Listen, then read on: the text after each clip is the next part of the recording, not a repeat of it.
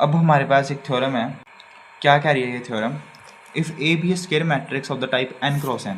अगर हमारे पास कोई ए मैट्रिक्स है, ठीक है, कोई स्केयर मैट्रिक्स है मतलब ए, जो n जिसका ऑर्डर n क्रॉस n है, क्या है, जिसका ऑर्डर n क्रॉस n है, मतलब कि उसमें n ही रोज़ हैं और n ही कॉलम्स हैं। तो हमारे पास हमें क्या प्रूव करना है कि a into adjoint of a किसके इक्वल होगा, adjoint of a into a, और ये भी किसके इक्वल होगा, determinant of a into I N. ठीक है, मतलब ये भी इसके इक्वल होगा और ये भी इसके इक्वल होगा, हमें ये चीज़ प्रूव करनी है। ठीक है, तो हम कैसे प्रूव करेंगे, सबसे पहले हम क्या करेंगे, हम ना a into adjoint of a को determinant of a I N के इक्वल प्रूव कर देंगे।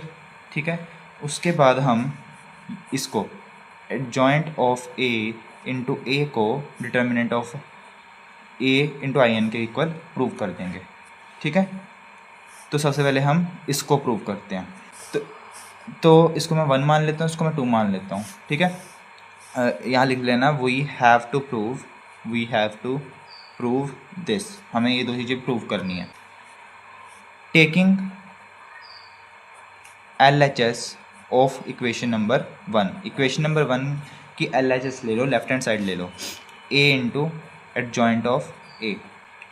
हम मान लेते हैं कि हमारे पास जो a मैट्रिक्स है वो क्या है, इसको हम ऐसे लिख सकते हैं A11, A12, A13, और हमारे पास कितनी रोज़ हैं, सॉरी ये ज़्यादा लंबा हो जाएगा, मैं इसको आगे लिख लेता हूँ, A11, A12, A13। हमारे पास कॉलम्स कितने हैं, n क्रॉस n ऑर्डर है ना, मतलब कि n ही रोज़ हैं और n ही कॉलम्स हैं। तो यहाँ हम मान के चलते हैं ये कहीं आगे जाके होगा 1n होगा। ठीक है, n कॉलम है ना, तो ये 1 2 3 और आगे जाके कहीं n है। इसी तरह A21, A22, A23 up to so on A2n होगा। ठीक है, ऐसे करते करते नीचे हमारे पास रोज़ कितनी होंगी, हमारे पास कितनी रोज़ होंगी, n ही रोज़ होंगी। तो ये 1 2 और लास्ट में n, और ये 1 1 1 चल रहा है, तो AN1, AN2, AN3 up to so on ANn। ठीक है, ऐसे आ जाएगा। ये थी हमारी A मैट्रिक्स। ठीक है, जो n क्रॉस n की है। अगर मैं एडजॉइंट ऑफ a निकाल लूँ, अभी मैंने बताया एडजॉइंट ऑफ a क्या होता है, इन सभी एलिमेंट्स के कोफैक्टर्स को मैट्रिक्स में रखेंगे और उस मैट्रिक्स का ट्रांसपोज कर देंगे। जैसे कि मैं कोफैक्टर्स को यहाँ रखता हूँ, एडजॉइंट ऑफ a निकाल रहा हूँ, मैं एडजॉइंट ऑफ a निकाल रहा हूँ, तो उससे पहले मुझे कोफैक्टर वाली मैट्रिक्स निकालनी पड़ेगी। तो कोफैक्टर वाली मैट्रिक्स कैसे निकालेंगे, तो सबसे पहले हम क्या निकालेंगे, कोफैक्टर्स निकालेंगे। तो कोफैक्टर्स वाली मैट्रिक्स निकालेंगे, तो a की जो कोफैक्टर वाली मैट्रिक्स होगी वो क्या होगी, A11, A12, ठीक है, अप टू सो ऑन ऐसे A1n चलता रहेगा, क्योंकि n क्रॉस n अगर ए मैट्रिक्स का ऑर्डर है तो उसके कोफैक्टर वाली मैट्रिक्स भी n क्रॉस n की होगी। ठीक है, ऐसे ही A21, A22 up to so on ऐसे ही A2n तक चलेगा। ठीक है, ऐसे ही हमारे पास AN1 होगा, AN2 होगा, up to so on ANn तक चलेगा। ठीक है, अब ये कोफैक्टर वाली मैट्रिक्स होगी। अब इसका आप क्या कर दो, ट्रांसपोज कर दो। इसका ट्रांसपोज करोगे तो क्या आएगा आपके पास, जो रोज़ हैं उनको कॉलम में चेंज कर देंगे। जैसे A11 है, A12 है, up to so on A1n हो जाएगा। ठीक है, ऐसे ही होगा। इसी तरह ये वाली रो को इस कॉलम में रख दो, A21 है, A22 है, up to so on A2n, ऐसे हो जाएगा। ठीक है, सिमिलरली एक होगी A31, A32 up to so on A3n हो जाएगा। ठीक है, ऐसे चलते चलते चलते आपके पास लास्ट में क्या आएगा, AN1, AN2 up to so on ANn हो जाएगा। ठीक है, तो ये हमारे पास जो मैट्रिक्स है ये है एडजॉइंट ऑफ A। तो मैंने A मैट्रिक्स को एडजॉइंट ऑफ A से मल्टीप्लाई करवा दिया। ये मैंने पहले क्या निकाला, कोफैक्टर वाली मैट्रिक्स निकाली, अब उसके बाद उसका मैंने क्या कर दिया, ट्रांसपोज कर दिया, तो ये मेरे पास एडजॉइंट ऑफ A आ चुका है। ठीक है, ये कोफैक्टर वाली मैट्रिक्स थी, ये पहले आप निकाल लो कोफैक्टर वाली मैट्रिक्स, मैंने यहाँ साइड में रफ में निकाल दी। अब इन दोनों मैट्रिक्स को हम क्या कर देंगे, मल्टीप्लाई कर देंगे। तो मल्टीप्लाई कैसे करते हैं, देखिए ये जो पूरी रो है ना, इस पूरे कॉलम से मल्टीप्लाई होएगी।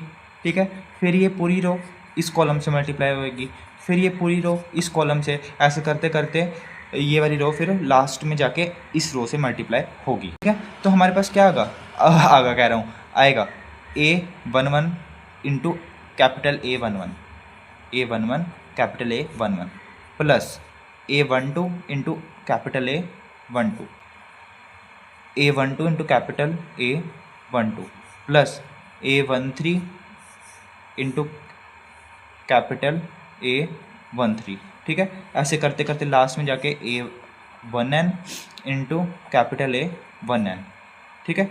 इसी तरह ये इससे होगी, ठीक है, A11 A21, ठीक है। इसी तरह ये इससे होगी, इसी तरह ये इससे होगी। तो ऐसे हमारे पास ये फर्स्ट एलिमेंट आ चुका है। क्या आ चुका है? फर्स्ट एलिमेंट आ गया, जो फर्स्ट रो का फर्स्ट एलिमेंट है। अब मैं इस मैट्रिक्स को ऐसे मैं पूरा तो लिखूंगा नहीं, ठीक है, आप भी पूरा मत लिखना। मैं आपको एक प्रॉपर्टी बताने वाला हूँ जिससे ये मैट्रिक्स बहुत ज़्यादा आसान तरीके से आप लिख सकते हो। वो प्रॉपर्टी क्या है उसको ध्यान से अब सुनो। देखिए, ये जो फर्स्ट एलिमेंट आप देख रहे हो, इसमें आप देख रहे हो कि A11 जो है अपने ही कोफैक्टर से मल्टीप्लाई हो रहा है, ठीक है। A11 स्मॉल वाला इंटू कैपिटल A11, तो A11 का जो कोफैक्टर है वो कैपिटल A11 नहीं है, A12 का कोफैक्टर कैपिटल A12 है, ठीक है। इससे पता चल रहा है 1 1 और 1 1 दोनों सेम है, 1 2 1 2 सेम है, 1 3 1 3 सेम है, 1 n 1 n सेम है। तो जब ऐसा होता है, ठीक है, इनकी मल्टीप्लिकेशन होती है और साथ में इन सबको प्लस कर दिया जाता है, तो उस केस में हमारे पास जो आंसर आता है वो इस A मैट्रिक्स का क्या होता है? डिटर्मिनेंट होता है। ये प्रॉपर्टी होती है। और अगर कोई ऐसा एलिमेंट है, जैसे A11 के साथ मैंने A21 करा दिया, ठीक है, A12 के साथ मैंने 2 2 करवा दिया, तो देखो A11 के साथ उसका कोफैक्टर मल्टीप्लाई हो रहा है? नहीं हो रहा, ये कोई किसी और का कोफैक्टर है। इसी तरह A22 के साथ A12 के साथ A22 मल्टीप्लाई हो रहा है, तो A12 का तो कोफैक्टर कैपिटल A12 होना चाहिए, पर इस केस में A12 का जो कोफैक्टर है वो A22 है, मतलब कि कैपिटल A22 है, किसी और का कोफैक्टर मल्टीप्लाई हो रहा है। ऐसे करते करते हमारे पास मान लो लास्ट में आ गया A1n इंटू A2n, ठीक है। तो यहाँ जो है एलिमेंट्स और जो उनके कोफैक्टर्स हैं वो डिफरेंट है। जो एलिमेंट है उसका कोफैक्टर नहीं है, ठीक है, किसी और के एलिमेंट का कोफैक्टर आ गया है। तो जब ऐसा होता है तो उस केस में आंसर हमारे पास क्या आता है? 0 आता है। अब ध्यान से सुनिए, जब हमारे पास कोई रो है, ठीक है, कोई रो है, पूरी मैट्रिक्स की कोई रो है और वो अपनी ही कोफैक्टर वाली रो के साथ मल्टीप्लाई हो रही है, ठीक है, अपनी ही रो के साथ मल्टीप्लाई हो रही है। एक हिसाब से ये पहले तो रो ही थी ना कोफैक्टर्स की, अब ये कॉलम बन चुका है। तो आप ऐसे कह लो, जब हम किसी रो को, ठीक है, मल्टीप्लाई करते हैं उसी के कोफैक्टर से, उसी के कोफैक्टर वाली रो से, ठीक है, और प्लस कर देते हैं, तो उस केस में हमारे पास डिटर्मिनेंट ऑफ A आ जाता है। और जब हम किसी रो को किसी और रो से मल्टीप्लाई कर देते हैं, किसी और कोफैक्टर वाली रो से मल्टीप्लाई कर देते हैं, तो उस केस में हमारे पास आंसर क्या आता है? 0 आता है। तो देखिए, ये जो रो है 1 1, ये भी 1 1, 1 2 ये भी 1 2, 1 3 ये भी 1 3 आएगा आगे, A1 1n और यहाँ भी 1n। तो इसको जब इस रो से मल्टीप्लाई करेंगे तो हमारे पास आंसर क्या आएगा? A का डिटर्मिनेंट आ जाएगा, ठीक है, क्योंकि ये A मैट्रिक्स है और ये एडजॉइंट ऑफ A है, ठीक है। तो ये A का डिटर्मिनेंट आ जाएगा। अगर मैं इन मैट्रिसेस को मल्टीप्लाई करता हूँ दोनों को, देखिए ध्यान से, अभी भी अगर आपको समझ में नहीं आया तो, जैसे हमने ये दो मैट्रिसेस को क्या करा? मल्टीप्लाई करा, ठीक है, ये वाली इसके साथ करी, तो ये जो रो है इसके ही ये कोफैक्टर्स हैं। A11 का कोफैक्टर A11 है, A12 का कोफैक्टर कैपिटल A2 है। तो इसका मतलब इसको जब मैं इससे मल्टीप्लाई करूँगा तो मेरा आंसर क्या आएगा? A का डिटर्मिनेंट, ठीक है। अब मैं इसको इसके साथ करता हूँ मल्टीप्लाई, ठीक है, और प्लस कर देता हूँ, तो देखिए ये रो कोई ये जो एलिमेंट्स है कोई और है और इनके जो कोफैक्टर्स हैं कोई और है। A1 1 है, ये 2 1 हो गया, 1 1 और 2 1 अलग है ना, सब्सक्रिप्ट देखो अलग है। तो इसका मतलब ये पूरी रो जब मैं इससे मल्टीप्लाई करूँगा इस कॉलम से, तो उस केस में हमारे पास जो आंसर आएगा वो क्या आएगा? 0 आएगा। सिमिलरली इस रो को इससे मल्टीप्लाई करो कॉलम से, 0 आएगा। इस रो को किसी भी आगे रो से मल्टीप्लाई करो, सारा क्या आएगा? 0 आएगा। और लास्ट में आगे भी हमारे पास क्या आएगा? 0 आएगा। अब दूसरी रो को इससे मल्टीप्लाई करो, तो देखो ये 2 1 है, यहाँ 1 1 है, ये 2 2 है, यहाँ 1 2 है, यहाँ 2 3 है, यहाँ आगे 1 3 होगा। तो मतलब कि ये सेम नहीं है सब्सक्रिप्ट। तो उस केस में आप क्या कर दोगे? इससे क्या कर दोगे? मतलब कि मल्टीप्लाई जब करोगे और प्लस करोगे तो क्या आएगा? 0 आ जाएगा। अब इसको इससे करो, 2 1 2 1 2 2 2 3, मतलब कि ये वाली रो इस कॉलम से मल्टीप्लाई करोगे तो डिटर्मिनेंट ऑफ A आएगा, ठीक है। समझ आ गई होगी आपको कि जब हम किसी एलिमेंट वाली रो को उसके ही कोफैक्टर वाली रो से मल्टीप्लाई करके प्लस करते हैं, ठीक है, तो उस केस में हमारे पास जो आंसर आता है वो डिटर्मिनेंट ऑफ A आता है, ठीक है। तब भी नहीं अगर आपको समझ में आया तो आप बस ये याद कर लो कि ए अगर 1 1 है same same, 1 2 same same, 1 3 same same, है ना। ऐसे मल्टीप्लाई करके हम प्लस करते हैं ना, तो उस केस में हमारे पास डिटर्मिनेंट ऑफ ए आएगा, बाकी सब 0 आएगा। ठीक है। इसी तरह अब इसको इससे मल्टीप्लाई करो, ये 2 1 है, ये 3 1 है, ये 2 2 है, ये 3 2 है, तो इनको इसके साथ मल्टीप्लाई करोगे तो आंसर क्या आएगा, 0 आएगा। ऐसे करते करते ये भी आंसर आपके पास 0 आ जाएगा। ठीक है। सिमिलरली अगर ये वाली रो है, इसको इससे मल्टीप्लाई करो, तो ये n1 है, ये 1 1 है, ये n2 है, ये 1 2 है, मतलब कि अलग है, तो इसका आंसर क्या आएगा, 0 आ जाएगा। ठीक है।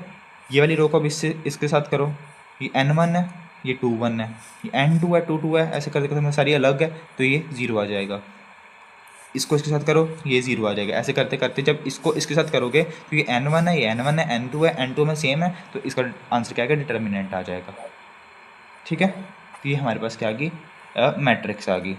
अब आप क्या करो, इस पूरी मैट्रिक्स में से डिटर्मिनेंट ऑफ ए को कॉमन निकाल लो, तो हर एक एलिमेंट में से डिटर्मिनेंट ऑफ ए बाहर आ जाएगा। ठीक है। हमारे पास क्या बचेगा, 1 0 0 अप टू सोन 0, मैंने डिटर्मिनेंट को यहाँ बाहर निकाल लिया है। ठीक है। ऐसे 0 यहाँ क्या आ गया, 1 आ गया, क्योंकि डिटर्मिनेंट को मैंने कॉमन ले लिया 0।